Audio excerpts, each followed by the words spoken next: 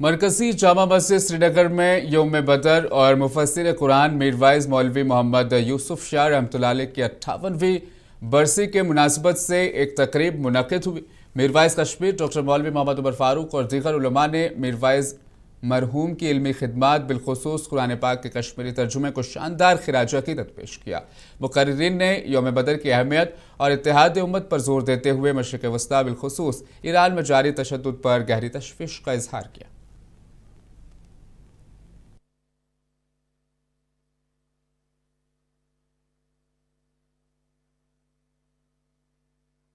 तो हक़स तो बातिलस दरमियान युस फैसलु गो युस बद्र किस मकामस पे युस कामयाबी तो फतह अल्लाह तबारक व तआला मुसलमानन अता तो पता कि यौमुल बद्र की मुनासिबत आज अल मस्जिद अंदर वाज तबलीग त करान बे जलसा खिराज अक़ीदत मगर बदकिस्मती सान यम हालात वाक़यात सपद यह पता आसान सुबह ताम तस पता कि आया अस दिन ये सामन किन न, इसलिए यमन हालातन मज वनकन ये जमा आज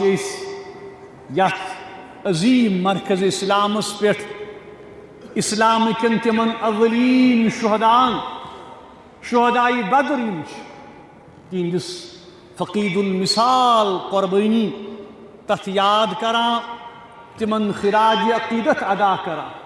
CRPF के 87वें यौम के मौके पर ज़िला अनंतनाग में 40 बटालियन, 96 बटालियन और 116 बटालियन CRPF के बाहमी इश्तराक से एक खून अतिया कैंप का इनेकाद किया गया। इस कैंप की सदारत DIG ऑपरेशन CRPF अनंतनाग अनुपम अग्रवाल ने की, जबकि इस दौरान CRPF के दीगर अफसरान भी मौजूद रहे।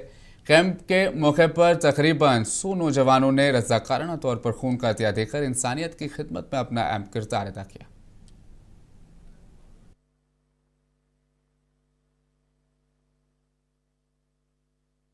ब्लड डोनेशन कैंप 3 बटालियंस ने मिलकर ऑर्गेनाइज़ किया है। हमारी जो 40 बटालियन है, 96 और 116 बटालियन के तीनों CO लोगों ने मिलकर ये ब्लड डोनेशन कैंप ऑर्गेनाइज़ किया है। ये ब्लड डोनेशन कैंप हमने CRPF डे के उपलक्ष्य में जो है संपूर्ण भारत में हर जगह हमारी जो CRPF की बटालियंस ऑर्गेनाइज़ कर रही है, उसी के तहत ये इनिशिएटिव लिया गया है। और इसका जो मुख्य उद्देश्य है कि जनता की तरफ जो है जो CRPF खाली जो लॉ एंड ऑर्डर ड्यूटी के अलावा जनता से जुड़ने का माध्यम है, क्योंकि हम जानते हैं कि बहुत से क्रिटिकल एरिया में कई बार जो है ब्लड की ना शॉर्टेज से जो है डेथ्स होती है, तो उसमें एक हमारा योगदान रहे, इसके लिए हम हर जगह ब्लड डोनेशन कैंप ऑर्गेनाइज करते हैं। ये माननीय DG सर का इनिशिएटिव है और इसी के तहत आज यहाँ पर हम सब इकट्ठे हुए हैं। और मैं धन्यवाद देना चाहूँगा माननीय श्री रविंद्र जी का, जो CO हैं।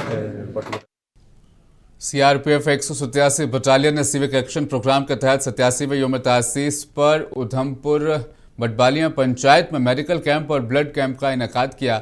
इस मौके पर CRPF के एहलकार और उनके अहल खाना ने खून का अतिया दिया, जिसमें तकरीबन 40 यूनिट खून अतिया दिया गया। मेडिकल कैंप में तकरीबन 150 अफराद का मुफ्त चेकअप भी किया गया और मकामी लोगों में अद्वियात तकसीम की गई।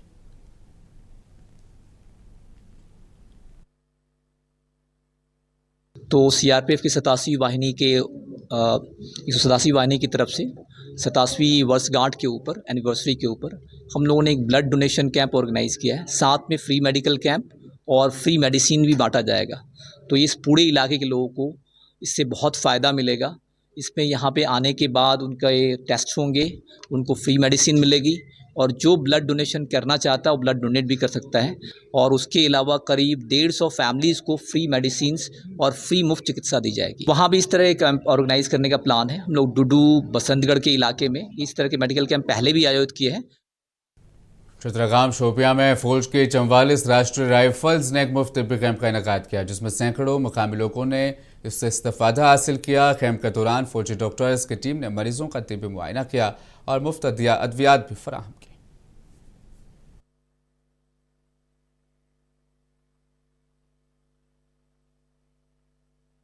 और उन्होंने डॉक्टर साहब यहाँ बैठे थे, उन्होंने बाज़ाब्ता इलाज उनका किया गया है और दवा भी मुफ्त मिली है। लिहाजा करके मैं उनका शुक्रगुजार हूँ।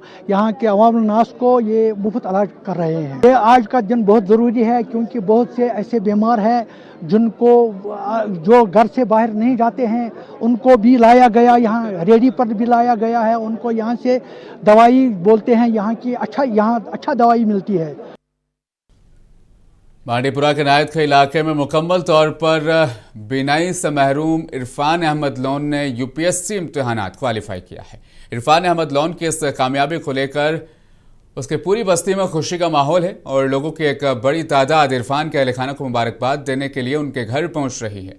यहाँ ये बात काबिल जिक्र है कि इरफान के वालिद एक आर्जी मुलाजिम हैं, लेकिन इसके बावजूद भी उन्होंने अपने बेटे के सपनों को मुकम्मल करने के लिए काफ़ी जद्दोजहद की।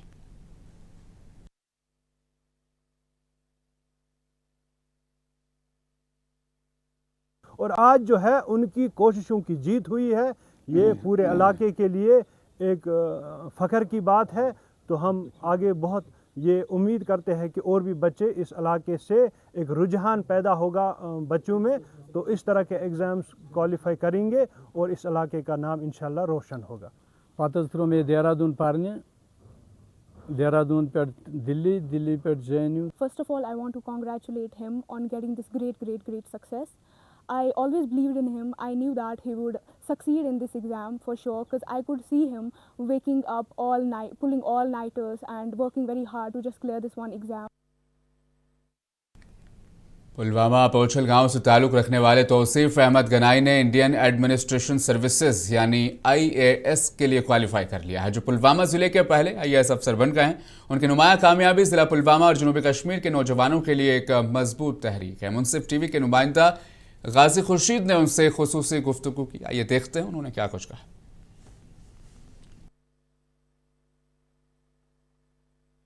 सिविल सर्विसेज का ये मेरा थर्ड अटेम्प्ट था। पहला अटेम्प्ट 2023 में and this was my third attempt. पहले 2 अटेम्प्ट्स में मैं क्वालिफाई नहीं कर पाया एंड फॉर्चुनेट इनफ इस बार मैं क्वालिफाई कर पाया एग्जाम। यूपीएससी एग्जाम क्वालिफाई करने के बाद किस तरह की feelings? Obviously it's really a great feeling to find your name and roll number in that PDF. तो ये सबका ड्रीम रहता है, जो भी इस एग्ज़ाम को परस्यू करता है उसका ड्रीम ही रहता है कि इस PDF में किसी तरह हमारा नाम आए। तो I was feeling really happy और humbled at the same time कि I have been lucky enough to find myself in that PDF। और चैलेंजेस का सामना किस तरह से हुआ? आई थिंक ये एग्ज़ाम की जर्नी जो है लंबी रहती है। अब एक एग्ज़ाम का साइकिल पूरा साल रहता है, 3 टायर एग्ज़ाम है। तो फिर वादी कश्मीर में आज जिंदगी फिर से पटरी पर लौट आई है। हुकाम की जानिब से तमाम तर पाबंदियां खत्म कर दी गई हैं और वादी भर में तेज़ रफ्तार 5G इंटरनेट सर्विसेज भी बहाल कर दी गई है। श्रीनगर के तारीखी तिजारती मरकज़ लाल चौक में गैर मामूली गहमा गहमी भी देखी गई, जहां दुकानें खुलने से बाजार में खरीदारों से भरे बाजार नजर आए। सड़कों पर ट्रैफिक की रवानी भी मामूल के मुताबिक रही। मुकामी ताजिरों ने इस तब्दीली पर इत्मीनान का इजहार किया।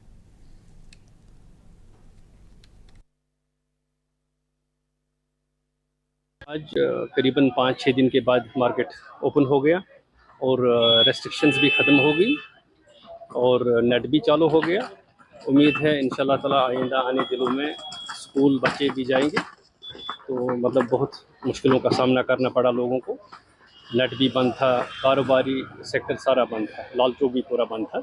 आज हम उम्मीद करते हैं कि इंशाल्लाह ताला हालात में कुछ बेहतरी आए। तो अल्लाह ताला से दुआ करते हैं कि अल्लाह।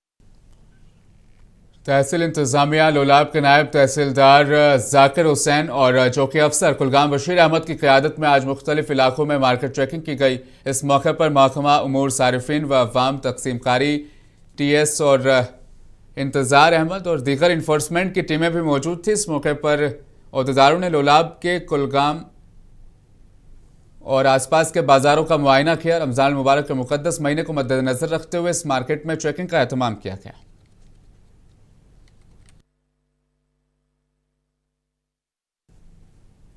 महात्मा Gandhi national rural employment guarantee act MNREGA के तहत काम करने वाले मजदूरों को नए डिजिटल हाजिरी सिस्टम और मोबाइल ऐप की वजह से शदीद मुश्किलात का सामना करना पड़ रहा है।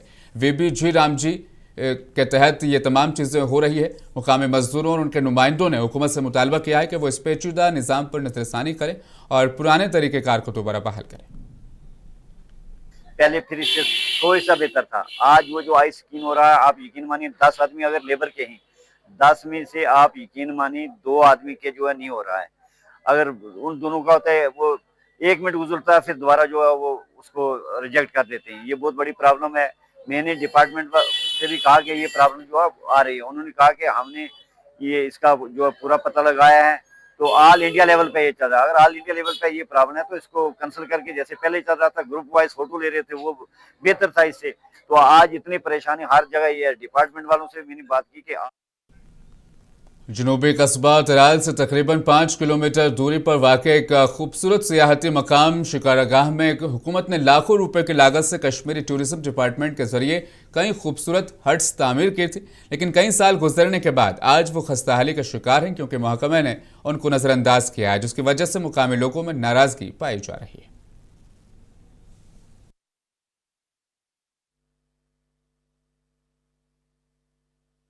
हुकूमत को बार बार ये इंतबा करते आए हैं कि एडमिनिस्ट्रेशन को जो इसकी ज़िम्मेदारान है कि अगर इस पर ख़जाना आमिरा से ज़्यादा कसीर पैसा इस पर खर्च हुआ है और जो इसका मकसद है बनाने का तो वो पूरा भी नहीं हुआ।